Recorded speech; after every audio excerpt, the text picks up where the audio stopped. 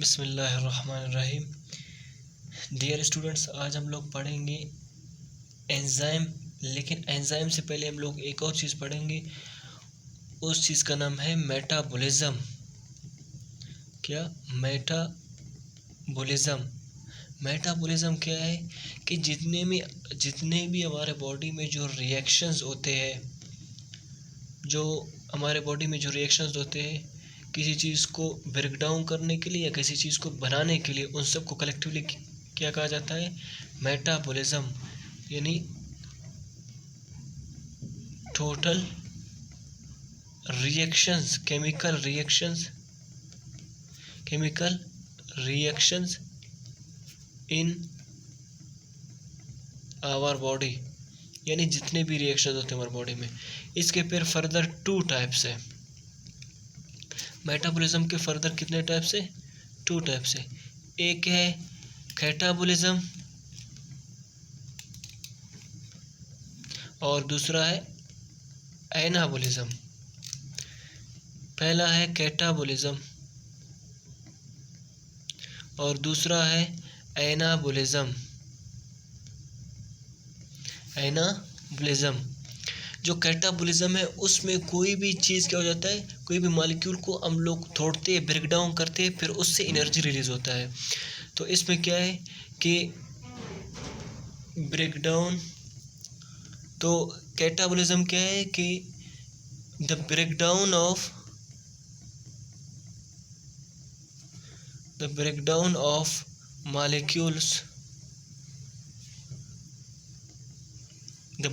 molecules to release energy।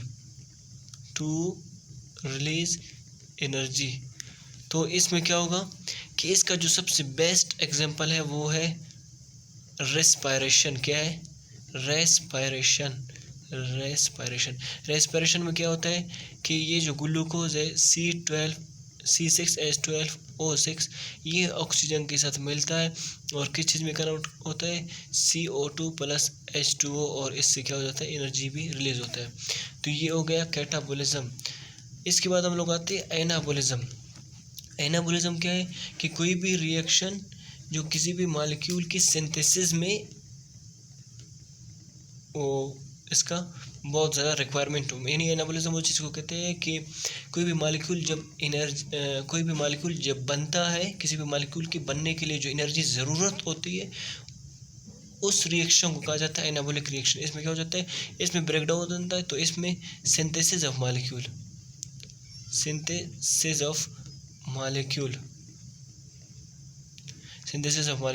और इसका जो एग्जांपल है वो ये है कि इसका जो बेस्ट एग्जांपल है वो है फोटोसिंथेसिस। क्या है?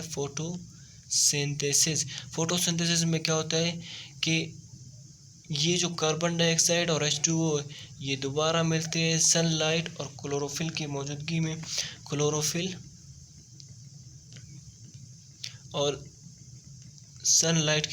में। और ये क्या बनाते हैं? ये बनाते हैं C6H12O6 प्लस क्या बनाते हैं? O2।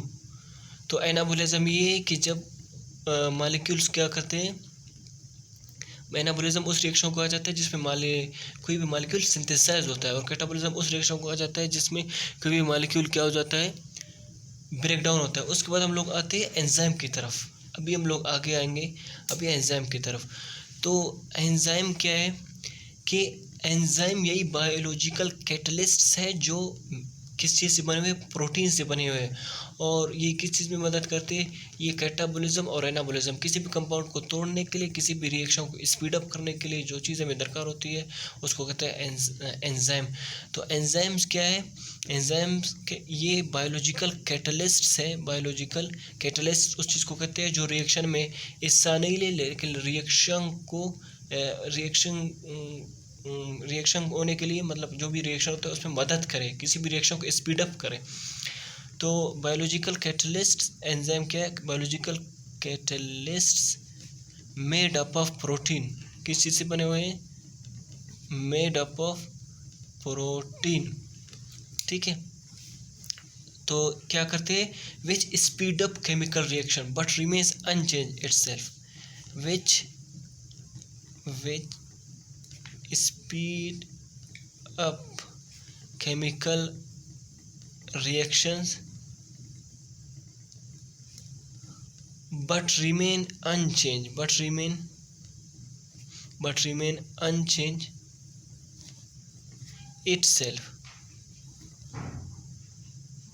तो ये खुद क्या हो जाते हैं, इनमें कोई भी चेंजिंग नहीं होता है, तो इसको हम लोग कहते हैं एंजाइम। अच्छा, जो एंजाइम होता है वो भी तो एक चीज़ पर एक्ट करता है, किसी स्पेसिफिक जो सब्सटेंस है, केमिकल सब्सटेंस उस पर एक्ट करता है, उसको हम लोग कहते हैं सबस्ट्रेट। क्या करते हैं? सबस्ट्रेट क्या है? सबस्ट्रेट वो केमिकल सब्सटेंस है जिस पर एंजाइम एक्ट करता है। द chemical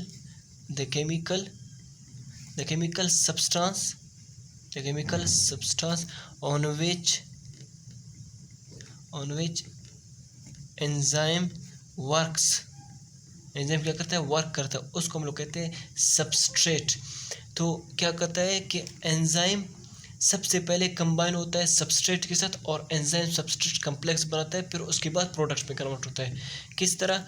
मिसाल के तौर पर फॉर एग्जांपल ये एक एंजाइम है, ये किस चीज़ के साथ मिलता है? सबस्ट्रेट के साथ। जो सबस्ट्रेट है वो ये है, ताकि इस जगह पर फिट हो जाए। क्या हो जाए? फिट हो जाए। तो फिर ये जब एक और स्टेट में आता है उसको कहते हैं ट्रांजिशन स्टेट। यही जो ट्रांजिशन स्टेट है, इसी चीज़ को हम लोग कहते हैं एंजाइम सबस्ट्रेट कम्प्लेक्स। इसमें एक ये एंजाइम है और ये क्या है? ये सबस्ट्रेट है। क्या है? सबस्ट्रेट। दो जो एंजाइम और सबस्ट्रेट ये मिलकर पहले बनाते हैं एंजाइम सबस्ट्रेट कम्प्लेक्स। क्या बनाते हैं? एंजाइम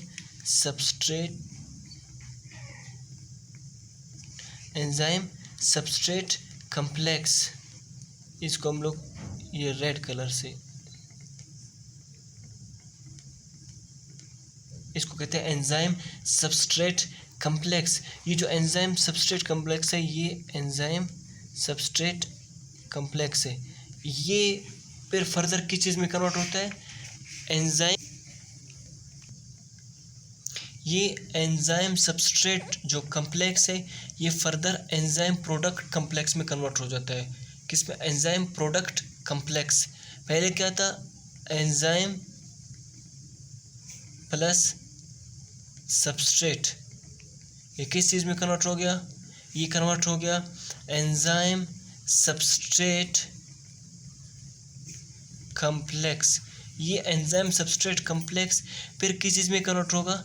ये कन्वर्ट होगा एंजाइम प्रोडक्ट कम्प्लेक्स। किस में? Enzyme product complex. ये जो एंजाइम प्रोडक्ट कम्प्लेक्स है, ये फिर किस चीज़ में कन्वर्ट होगा? ये जो एंजाइम है ये क्या होगा? ये सेपरेट हो जाएगा और प्रोडक्ट क्या हो जाएगा? सेपरेट हो जाएगा, यानी आखिर में ये इस तरह ये प्रोडक्ट बनता है।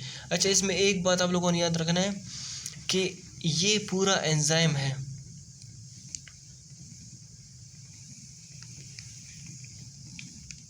जिस जगह पर कोई भी सबस्ट्रेट किसी एंजाइम के साथ अटैच होता है, ये जगह है, ये जगह, इस जगह को हम लोग कहते हैं एक्टिव साइट। क्या कहते हैं? Active site.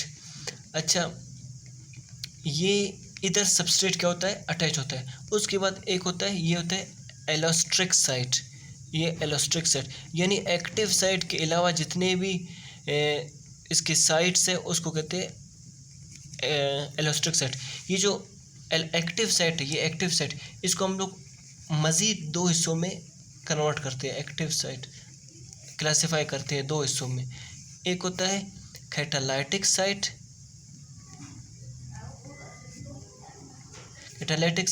और एक है बाइंडिंग साइट। तो ये एक्टिव साइट एक जगह पर पहले बाइंड करता है किसी भी सबस्ट्रेट को अपने साथ, फिर क्या करता है? इसको तोड़ता है। तो ये जो एक्टिव साइट है मज़ीद ये दो हिस्सों में है। एक इसको कहते हैं कैटालाइटिक साइट, एक बाइंडिंग से। कैटालाइटिक साइट पर किसी भी सबस्ट्रेट को ब्रेक डाउन करता है और बाइंडिंग साइट पर कहते हैं अटैच करता है, यानी पहले बाइंड करता है फिर उसके बाद क्या करता है? इसको तोड़ता है। उसके बाद हम लोग इसके प्रॉपर्टीज़ देखेंगे। प्रॉपर्टीज़ एंजाइम की क्या क्या है? Properties of enzyme.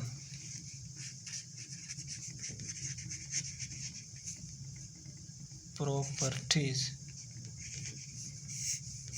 Of enzyme. जो एंजाइम का पहला प्रॉपर्टी है वो ये है कि एंजाइम ग्लोब्यूलर प्रोटीन है। एंजाइम क्या है? ग्लोब्यूलर प्रोटीन है। सिवाय एक एंजाइम के, जहाँ तक मेरा ख्याल है कि बस सिर्फ यही एक एंजाइम है जो कार्बोहाइड्रेट है। ज़्यादातर 90% जो एंजाइम्स है वो प्रोटीन से बने हुए हैं। वो जो एंजाइम है वो कार्बोहाइड्रेट से बना हुआ है और वो प्रोटीन नहीं है। उसका नाम क्या है? राइबोजाइम। राइबोजाइम। ये जो राइबोजाइम है, it is not a proteinaceous enzyme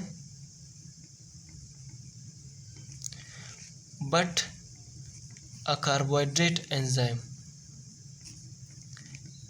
यानी ये जो एंजाइम, ये किस चीज़ से बना हुआ है? ये कार्बोहाइड्रेट से बना हुआ है ये जो एंजाइम है। उसके बाद जो इसका दूसरा प्रॉपर्टी ये कि ये क्या करता है? ये कैटालाइसिस करता है। क्या करता है? किसी कंपाउंड को। इसका जो दूसरा प्रॉपर्टी है वो है कैटालाइसिस, यानी किसी भी कंपाउंड को क्या करते हैं? कैटालाइज करते हैं, यानी कोई भी केमिकल रिएक्शन होने में मदद देते हैं लेकिन उस रिएक्शन में हिस्सा नहीं लेते। इसका जो तीसरा पॉइंट है वो है हाईली स्पेसिफिक। हाईली स्पेसिफिक का मतलब ये है कि हर एंजाइम हर सबस्ट्रेट के लिए अलहदा है। यानी इस तरह नहीं हो सकता कि एक अलहदा एंजाइम हो और एक एंजाइम और बहुत सारे सबस्ट्रेट के लिए काम करे, बहुत सारे सबस्ट्रेट को अपने एक्टिव साइट के साथ अटैच करे। हर एंजाइम मुख्तलिफ, यानी different enzymes are for different substrate. हर एंजाइम अलग सबस्ट्रेट पर काम करता है और ये रिमेन अनचेंज, यानी इनमें कोई फ़र्क नहीं पड़ता कि केमिकल रिएक्शन के बाद। Lower the activation energy. Activation energy को क्या करते हैं? कम करते हैं। इन एक्टिवेशन एनर्जी क्या है?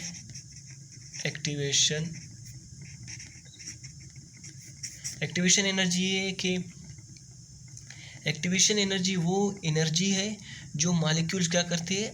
इसको एब्जॉर्ब, जज्ब करते हैं प्रोडक्ट में कन्वर्ट होने के लिए। तो इस एनर्जी को यानी वो क्या करते हैं? कम करते हैं ताकि छोटे से एनर्जी को वो इस्तेमाल करके, यूज़ करके प्रोडक्ट में क्या करें? कन्वर्ट हो जाए।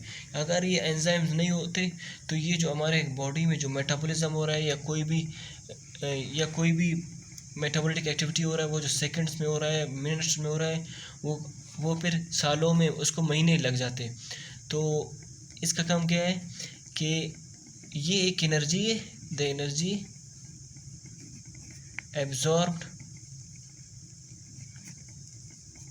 Absorb by molecules to convert into products. तो ये एक एनर्जी है जो जिसको मॉलिक्यूल्स क्या करते हैं? एब्जॉर्ब करते हैं ताकि प्रोडक्ट में कन्वर्ट हो जाए। अगर ये एनर्जी नहीं हो जाए तो ये जो हमारे बॉडी में जो मेटाबॉलिक एक्टिविटीज़ होता है या दूसरे केमिकल रिएक्शंस, ये फिर सालों लग जाते हैं। जैसे रस्टिंग है, रस्टिंग में कोई एंजाइम नहीं होता, ख़ासतौर पर जो जंग लगता है किसी भी जगह को, किसी लोहे को, किसी भी चीज़ को, तो जब जंग नहीं लगता है तो वो सालों लग जाते हैं क्योंकि उनके अंदर कोई एंजाइम नहीं होता। इधर एक एंजाइम होता है जो क्या करते हैं? हमारे बॉडी में मेटाबॉलिक रिएक्शंस जो एनाबॉलिज्म है, कैटाबॉलिज्म है, इनको क्या करते हैं? स्पीड अप करते हैं। जो केमिकल रिएक्शंस को स्पीड अप करते हैं तो वो कम एनर्जी, जो एनर्जी क्या करते हैं ताकि वो कम एनर्जी एब्जॉर्ब करके प्रोडक्ट में कन्वर्ट हो जाए। तो उम्मीद है इंशाल्लाह आप लोगों को ये समझ आ गया होगा।